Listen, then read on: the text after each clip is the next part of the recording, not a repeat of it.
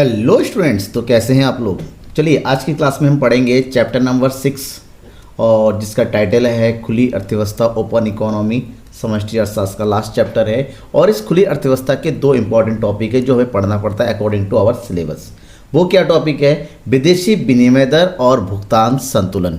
तो आज हम पढ़ेंगे विदेशी विनिमय दर के बारे में। विदेशी विनिमय दर क्या होता है, कितने प्रकार का होता है, ये किस प्रकार से निर्धारित होता है और मोस्ट इम्पोर्टेंट विदेशी विनिमय बाजार क्या होता है। इसके अलावा जो नेक्स्ट टॉपिक है, ठीक है ना, भुगतान संतुलन, वो हम पढ़ेंगे कल की क्लास में। सबसे पहले तो हमें ये जानना पड़ेगा विदेशी विनिमय क्या होता है। दर बाद में विदेशी विनिमय का मतलब होता है क्योंकि जो विश्व होता है ना, विश्व के सारे दो देश जो है एक दूसरे से जुड़े हुए हैं। वो इस तरह से जुड़े हुए आपस में व्यापार करते हैं, एक दूसरे की आवश्यकता की पूर्ति करते हैं और जिस देश में जिस चीज़ की कमी है वो आयात करता है, जिस चीज़ की अधिकता होती है वो निर्यात करता है। ऐसे में जब ट्रांजैक्शन होते हैं दो देशों के बीच में, तो यहाँ पर जो है दो देशों के बीच में मुद्रा का भी विनिमय होता है। तो यहाँ पर जिस मुद्रा का विनिमय होता है उसको बोलते हैं विदेशी विनिमय। ठीक है, मुद्राओं का विनिमय होना, दैट मीन्स अगर हम विदेशी विनिमय दर कहते हैं जिस दर पर यह विनिमय होता है एक देश की मुद्रा को दूसरे देश की मुद्राओं में बदला जाए। जैसे अगर हम अमेरिका के साथ व्यापार करेंगे यानी कि यूएसए के साथ ट्रेड करेंगे तो जाहिर सी बात है यूएसए की मुद्रा क्या है, डॉलर, और भारत की मुद्रा क्या है, रुपए। तो डॉलर और मुद्रा के बीच में जो भी ट्रांजैक्शन होगा, जाना और आना, जाहिर सी बात है वो रुपए तो एक्सेप्ट करेंगे नहीं। क्यों नहीं करेंगे? क्योंकि उनकी डॉलर की वैल्यू हमसे रुपये से कहीं बहुत ज़्यादा है। तो ऐसे में हम क्या करेंगे, डॉलर में एक्सचेंज करेंगे। डॉलर या तो लेंगे या डॉलर देंगे। दिस इज विदेशी विनिमय।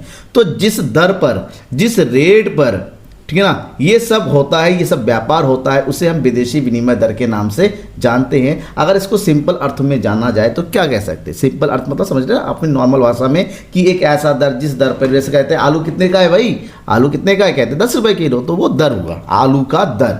तो यहाँ पर अगर हम बात करेंगे विदेशी विनिमय दर की, वह दर जिस पर मुद्रा का दूसरी मुद्रा में विनिमय किया जाता है उसे विदेशी विनिमय दर के नाम से जाना जाता है। और इसी चीज़ को प्रोफेसर क्राउथर ने अपने शब्दों में एक्सप्लेन किया है कि विनिमय दर एक देश की इकाई मुद्रा के बदले दूसरे देश की मुद्रा की मिलने वाली इकाइयों का माप है। कि एक देश की, मतलब इंडिया के, अगर रुपीज़ की बात करते हैं, इंडिया के रुपीज़ के बदले में हमें कितना डॉलर मिलेगा, या अमेरिका के $1 के बदले में हमें कितना रुपए देना पड़ेगा। ये जो एक्सचेंज होता है एक दूसरे के प्रति, अमेरिका का इंडिया के प्रति, इंडिया का अमेरिका, ये अभी किसी भी देश का दूसरे देश के देख लेते हैं, ठीक है ना। तो ये जो दर होता है, इसी दर को हम विदेशी विनिमय के नाम से जाना जाते हैं। इंग्लिश में बोलते हैं फॉरेन एक्सचेंज रेट। विदेशी विनिमय को वो शॉर्ट में फॉरेक्स कहा जाता है। क्या चीज़ कहा जाता है? ध्यान में कि फॉरेक्स, कहीं पर फॉरेक्स वर्ड बहुत लिखा रहता है। फॉरेक्स में जो FOR होता है, इसका पूरा नाम होता है FOREIN, फॉरेन मतलब विदेशी, और EX का मतलब होता है एक्सचेंज। क्या होता है? Exchange, right. तो it is foreign exchange rate हो गया ये। अब चलिए इसके बारे में थोड़ा सा और समझ लेते हैं। उससे पहले ध्यान रखिएगा, क्लासेस समझ में आए तो इसको लाइक और शेयर करना कभी मत भूलिएगा, और न्यू है तो सब्सक्राइब भी जरूर कर लीजिएगा। तो आगे बढ़ते हैं। तो यहाँ पर हम बात करेंगे जो विदेशी विनिमय दर हमने पढ़ा है। तो विदेशी विनिमय दर दो तरीके होता है, या तो हमारे देश के अनुकूल होगा या फिर देश के प्रतिकूल होगा, यानी कि उल्टा हो जाएगा। तो देश के विनिमय दर का अनुकूल और प्रतिकूल होने की दशाएं क्या है, क्या होता है? देखिए, किसी भी देश में, हम भारत की बात करते हैं या फिर विश्व की किसी दूसरे देश की बात करते हैं, अगर किसी इसके बारे में बात करेंगे अनुकूल प्रतिकूल, ये हमेशा दो स्थितियों में बात होगा, ठीक है ना, दो स्थितियों में। एक तो है स्वदेशी मुद्रा के आधार पर और सेकेंड है विदेशी मुद्रा के आधार पर। अगर हम स्वदेशी मतलब डोमेस्टिक करेंसी, इसको बोलते हैं हम डोमेस्टिक करेंसी के अकॉर्डिंग। डोमेस्टिक मतलब जिस देश की बात करते हैं। अगर हम इंडिया की बात करते हैं अकॉर्डिंग टू इंडिया, इंडिया के अकॉर्डिंग अनुकूल विनिमय दर क्या होगा और प्रतिकूल क्या होगा। अकॉर्डिंग टू इंडिया, जब विनिमय दर अपनी मुद्रा में व्यक्त की जाती है तो गिरती हुई विनिमय दर, अगर विनिमय दर कम होता है तो वो हमारे अनुकूल होगा, और वहीं पर विनिमय दर अगर ज़्यादा होता है वो हमारे प्रतिकूल होगा। तो बात करेंगे यहाँ पर विनिमय दर के बारे में, थोड़ा सा और एक्सप्लेन कर दूँ। ऊपर जाता हूँ यहाँ पर, तो ये विनिमय दर के उदाहरण, क्योंकि अभी अनुकूल, तो विनिमय दर का मतलब होता है कि अगर हम एक्सचेंज करना चाहे, हम ये देखेंगे $1 के बदले में हम यहाँ पर कितने रुपए का पेमेंट करते हैं। अगर $1 के बदले में हम 84 रुपये का पेमेंट कर रहे हैं, 84 rupees, that is foreign exchange, यही एक्सचेंज रेट होता है। इसी के बारे में हम जान रहे हैं। तो हमने मान लिया कि $1 के बदले में 84 रुपये देना होता है, और जब भी हम यूएसए के साथ व्यापार करेंगे इसी दर पर करेंगे, और ये टाइम टू टाइम चेंज होता रहता है, ठीक है ना, क्योंकि हाँ फ्लेक्सिबल एक्सचेंज रेट लागू होता है। अब कैसे होता है वो समझिएगा। यहाँ पर हम बात कर रहे थे भी अनुकूल और प्रतिकूल का होना। अगर मान लेते हैं विदेशी विनिमय दर हमारा क्या $1 बराबर कितना रुपए है, 84 रुपये, ये तय हो गया, ठीक है, ये तय हुआ रेट है। तो ऐसे में अनुकूल क्या होगा, अगर हम अपनी देश की मुद्रा के अकॉर्डिंग देखें तो इसका मतलब ये हुआ कि अगर हम $1 के कंपेरिजन में अब 84 की जगह 75 रुपये पे कर रहे हैं तो ये हमारे क्या होगा, अनुकूल होगा। क्यों अनुकूल होगा, क्योंकि अब हमने यहाँ पर अपने 9 रुपये बचा लिए। हमारे देश की मुद्रा की वैल्यू 9 रुपये से बढ़ गया, क्योंकि पहले जितना पेमेंट करना था अब उसकी कंपेरिजन में हम कम पेमेंट कर रहे हैं, हमारी मुद्रा की वैल्यू बढ़ गई, ठीक है, ये अनुकूल होगा। इसी के विरुद्ध उल्टा, अगर यहीं पर हमें $1 के बदले में 87 रुपीज़ का पेमेंट करना पड़े तो हमारी मुद्रा की वैल्यू 3 रुपये से कम हो गई, तो इसको बोलेंगे प्रतिकूल मुद्रा, क्योंकि डॉलर के बदले में अब हमें घरेलू मुद्रा रुपए का पेमेंट ज़्यादा करना पड़ेगा। अगर मुद्रा विदेशी मुद्रा के बदले में अपनी मुद्रा कम पेमेंट करना पड़े तो वो अनुकूल, ठीक है ना, विनिमय दर होती है। अगर ज़्यादा करना पड़ जाता है तो वो प्रतिकूल हो जाती है। ये स्वदेश के अकॉर्डिंग है। लेकिन वहीं पर अगर विदेशी मुद्रा के अकॉर्डिंग बात करते हैं कि मान ले दीजिए विदेशी मुद्रा, मतलब ये कहें कि $1 में कितने डॉलर का पेमेंट होता है। $1 में अगर डॉलर हम मान के चलते हैं कितना, लगभग ये मान के चलते हैं कि $1 $0.84 का पेमेंट होता है, ठीक है ना, 0.48 का डॉलर पेमेंट होता है। हमें ये मान के चलते हैं, ठीक है, थोड़ा कम मान के चलते हैं, जैसा भी हो। ये अभी थोड़ा सा और इसको इजी कर देते हैं समझने के लिए। हम मान लीजिए क्या है ये 0.48 का मान लेते हैं, ठीक है, यहाँ तक $1 इतना पेमेंट करना पड़ रहा है। इसका मतलब ये हुआ कि अगर वहीं पर विदेशी मुद्रा के संदर्भ में जब बढ़ती हुई विनिमय दर, अगर विनिमय दर बढ़ जाए तो इसका मतलब होता है, विनिमय दर बढ़ने का मतलब होता है वो हमारे देश के अनुकूल होगा। कि अगर वहीं पर $1 के बदले में डॉलर 0.48 से 0.50 हो जाए तो हमारी मनी की वैल्यू $0.2 से बढ़ गई है। ये हो गया अनुकूल। क्या हो जाएगा, दिस इज़ अनुकूल, ये अनुकूल हो जाएगा। इसी के उल्टा अगर वैल्यू जो है $1 की वैल्यू 0.45 हो जाए $1 के बदले में, इसका मतलब हमारी मनी की वैल्यू कम होगी, इनकी मनी की वैल्यू बढ़ गई, तो इसको बोलेंगे हम प्रतिकूल, ठीक है। अनुकूल और प्रतिकूल मेरे ख्याल से समझ में आ गया होगा आपको।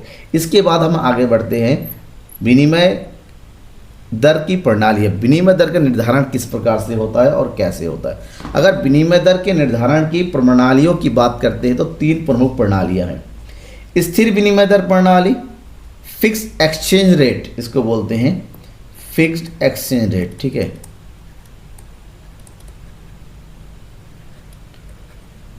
और सेकंड वन लोचशील विनिमय दर यानी कि flexible exchange rate, flexible floating exchange rate भी बोलते हैं, फ्लेक्सिबल एक्सचेंज रेट बोलते हैं, फ्लोटिंग भी बोल सकते हैं इसको, फ्लोटिंग एक्सचेंज रेट, या फिर इसको फ्लक्चुएटिंग एक्सचेंज रेट भी बोलते हैं, यानी कि परिवर्तन होना, लोचशील या फिर लोचपूर्ण। नेक्स्ट है प्रबंधित तरलशीलता यानी कि मैनेज फ्लोटिंग, मैनेज फ्लोटिंग। अब इन तीनों के बारे में हमें डिटेल से पढ़ना। सबसे पहला हम पढ़ लेते हैं स्थिर विनिमय दर प्रणाली क्या होता है। एक ऐसी प्रणाली विनिमय दर की जहां पर विदेशी विनिमय दर का निर्धारण जो है देश की सरकार के द्वारा किया जाता है। देश की सरकार या सरकार के अधीन किसी सेंट्रल बॉडी, जैसे भारत में विदेशी निर्धारण करने का काम किसका होता है, आरबीआई का होता है, केंद्र सरकार की तरफ से। और ये एक ऐसा दर होता है जिसको कोई परिवर्तित नहीं कर सकता जब तक सरकार ना चाहे। और दूसरी अच्छी बात इसकी, सरकार भी जब मर्जी तब इसको परिवर्तित नहीं कर सकती, इसलिए इसका नाम रखा गया है स्थिर विनिमय दर प्रणाली, यानी कि एक बार जो तय हो गया सो तय हो गया, जिसमें कोई परिवर्तन नहीं होता है। अगर स्थिर विनिमय दर के निर्धारण की बात करते हैं, इसके पीछे 2 प्रमुख प्रणाली काम करती हैं।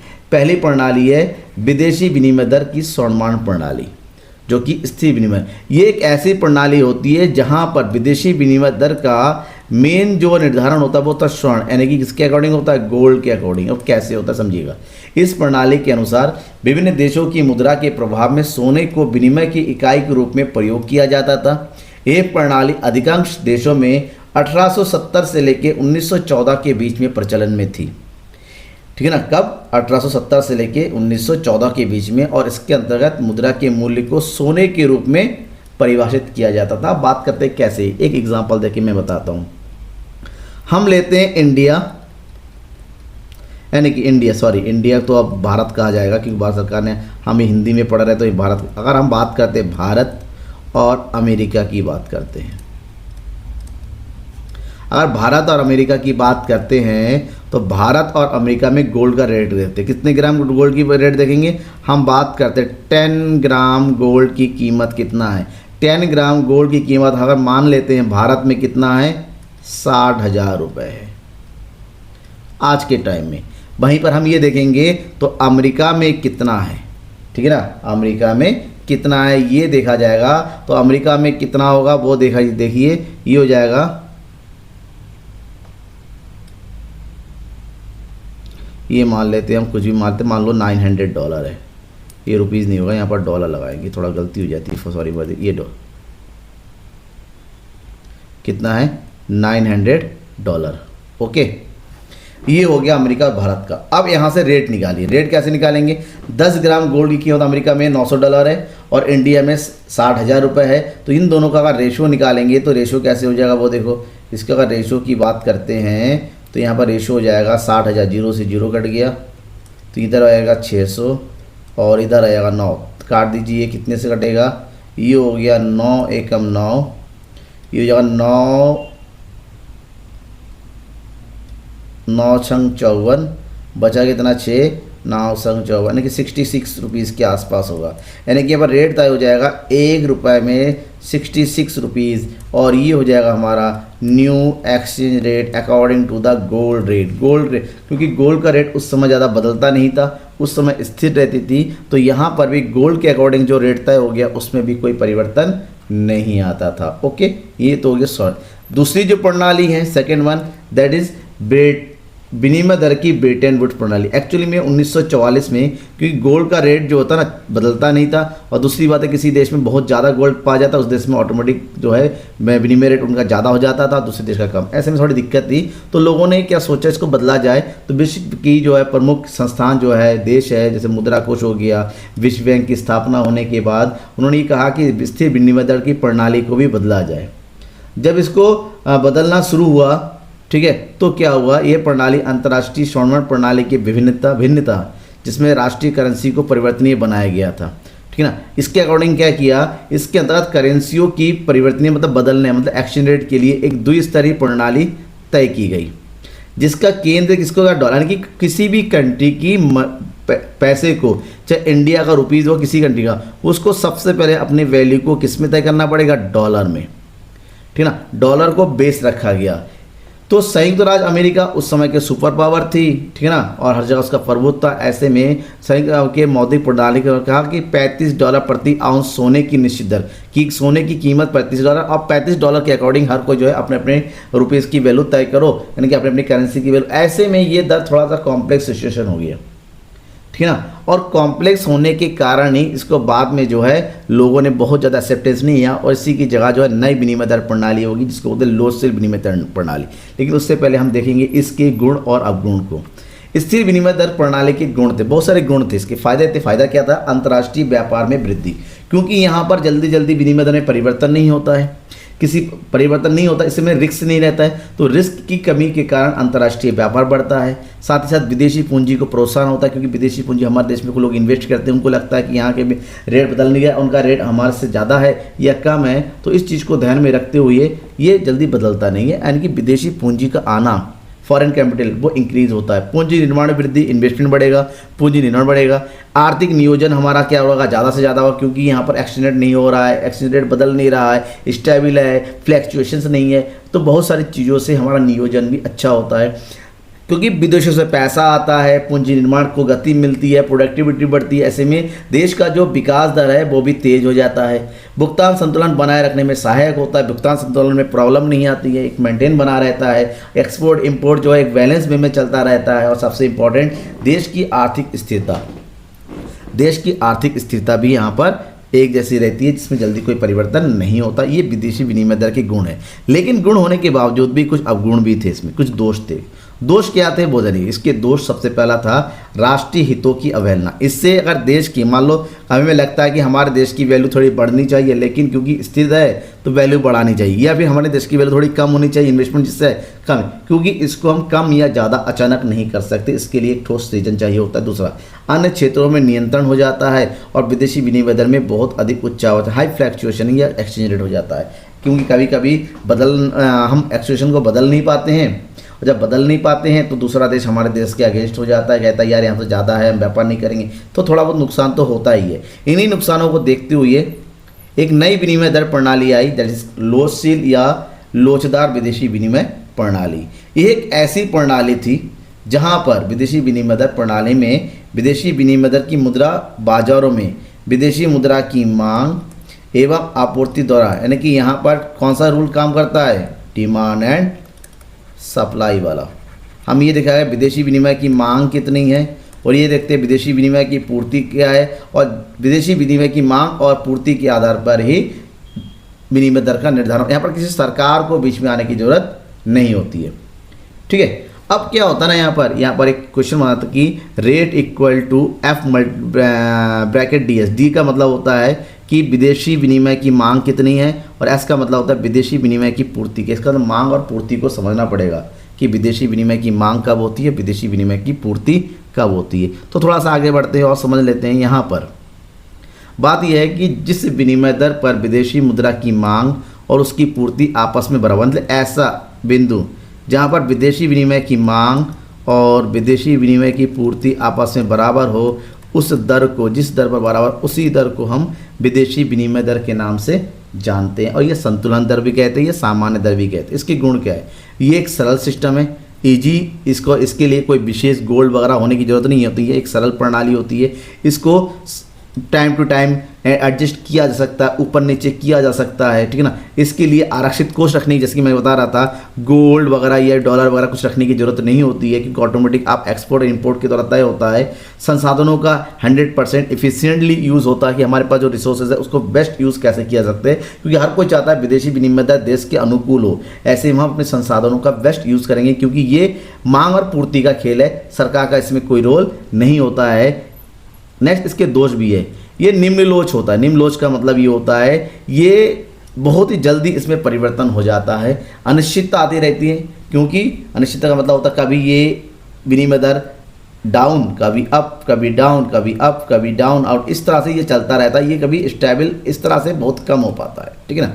अंतर्राष्ट्रीय व्यापार में अस्थिरता, मान लो आज हमने कुछ डील किया, कल हमारे देश की वैल्यू बढ़ जाएगी, हो सकता है झगड़ा फसाद शुरू हो जाए। इन सब चीज़ों को देखते हुए यहाँ पर, ठीक है ना, चीज़ों को आगे बढ़ाया जाता है। लेकिन उसके बावजूद भी अगर बात करते हैं, ये सबसे ज़्यादा प्रयोग होने वाला आज के टाइम में विदेशी विनिमय दर का निर्धारण समझना पड़ेगा, क्योंकि आज के टाइम में इसी का जो है प्रयोग होता है। तो ऐसे में विदेशी विनिमय दर का निर्धारण कैसे करते हैं, इस चीज़ को समझिए। एक ऐसी स्थिति जहां पर विदेशी विनिमय की मांग, बात करते विदेशी विनिमय की मांग कम करेंगे जब भाई आप मांग तभी करोगे जब आप किसी को पेमेंट कर रहे हो, और पूर्ति जब आपके पास पैसा आ रहा है। जब आपके पास पैसा आता है, विदेशी से विदेशी करेंसी आती है, वो पूर्ति है, और जब विदेशी करेंसी आप किसी को दूसरे देश को देते हो, वो उसकी मांग होती है। तो यहाँ पर दोनों के द्वारा एक्सचेंज रेट का तय होता है, जहाँ पर दोनों आपस में बराबर होते हैं। दैट मीन्स जब विदेशी विनिमय का भुगतान किया जाता है तो उसके द्वारा विदेशी विनिमय की मांग की जाती है, और जब हमारे प्राप्त होता है तभी जो है इसकी पूर्ति होती है। तो सबसे पहले बात करेंगे विदेशी विनिमय की मांग कब कब होती है। जब विदेशों से वस्तु और सेवाओं का आयात करते हैं, हमारे पास आता है, जब विदेशों में जाके हम निवेश करते हैं, विदेशों को उपहार देंगे, मतलब गिफ्ट देंगे, रिप्रेजेंट देंगे, तब हमें पैसों की जरूरत पड़ती है विदेशी का। क्योंकि अगर अमेरिका के राष्ट्रपति को आप कुछ दे रहे हैं गिफ्ट, तो जाहिर सी बात है रुपीस भी नहीं देंगे, आपको डॉलर में चाहिए होगा, क्योंकि उस कंट्री से खरीदते तो डॉलर। जब हम विदेशों में घूमने जाएंगे, प्लस जब हम सट्टा लगाएंगे या फिर कोई इंटरनेशनल ट्रेड होगा, एग्रीमेंट होगा, सौदे होंगे, ट्रांजैक्शन होंगे, तब जो है विदेशी विनिमय। क्योंकि जब भी हमारे देश से बाहर को पैसा भुगतान करना हो तो वो होता है मांग, और जब मांग होता है तो ध्यान में जितना ज़्यादा रेट मांग में उतनी ही कमी आती चली जाती। ये मान के चलिए कि विनिमय दर में और मांग की मात्रा में हमेशा नेगेटिव संबंध होता है। यानी कि अगर हम बात करें रेट यहाँ पर है, ठीक है ना, तो विदेशी विनिमय की मांग इतनी, जैसे ही रेट कम हो जाएगा मांग भी हमारी बढ़ जाएगी। तो इन दोनों के बीच में हमेशा विपरीत संबंध होता है। अब बढ़ते हैं आगे विदेशी विनिमय की पूर्ति की। अगर हम पूर्ति की बात कर रहे हैं बेटा, तो विदेशी विनिमय की पूर्ति का मतलब होता है विदेशों को वस्तु और सेवाओं का जब हम निर्यात करते हैं, जब विदेशों को हम कुछ बेचते हैं तब ठीक है ना पैसा आता है। भाई निर्यात करेंगे तो वो लोग पेमेंट करेंगे ना, तब आएगा। जब हमारे देश में विदेशों से निवेश आएगा, निवेश कैसे आता है, एक होता है FDI, एक होता है FII, कई तरीके से विदेशी लोग हमारे कंट्री में कि इन्वेस्ट करते हैं। शेष संसार से उपहार या भेंट प्राप्त करना, या फिर विदेशों से आए जितनी सौदागर होते हैं या सट्टा करने वाले का, विदेशों से जो लोग हमारे यहाँ पर किसके लिए आते, पर्यटन के लिए आते, घूमने के लिए आते, तो वहाँ से पैसा आता है। तो यहाँ से जब जब पैसा आता है तो उसको पूर्ति कहते हैं। और पैसा आना और क्वांटिटी में, अगर हमारे देश का विनिमय दर कम हुआ तो हमारे पास पूर्ति भी कम होगी, और जैसे ही विनिमय दर बढ़ जाएगी तो वैसे ही सर ये रेट है, ठीक है ना। तो जैसी रेट यहाँ पर है क्वांटिटी इतनी कम है, जैसे रेट बढ़ के ऊपर हो जाएगी तो क्वांटिटी भी बढ़ेगी। यानी कि पूर्ति में और विनिमय दर में प्रत्यक्ष संबंध होता है, ठीक है। अब इसी दोनों के संबंध, क्योंकि मांग में विपरीत संबंध होता है इस तरह से और पूर्ति में धनात्मक संबंध होता है, तो जिस बिंदु पर दोनों आपस में मिलेंगे वही बिंदु हमारा क्या होता है, एक्सचेंज रेट होता है। और इस रेट पे इतनी क्वांटिटी हमारी सप्लाई की जाएगी। दैट इज़, ये हो गया हमारा डिमांड और ये हो गया सप्लाई, ठीक है ना। इसका मतलब जहाँ पर हमारा विदेशी विनिमय की मांग और विदेशी विनिमय की पूर्ति बराबर होती है, उसी बिंदु की DD इक्वल टू SS, उस पॉइंट पर कौन सा पॉइंट है वो 8, यही हमारा हो गया विदेशी विनिमय दर। इसको यही बोलेंगे हम संतुलित विदेशी विनिमय दर, राइट। ये हो गया। अब तीसरा पॉइंट है प्राबंधित या फ्लोटिंग, इसको बोलते प्राबंधित, ठीक है ना।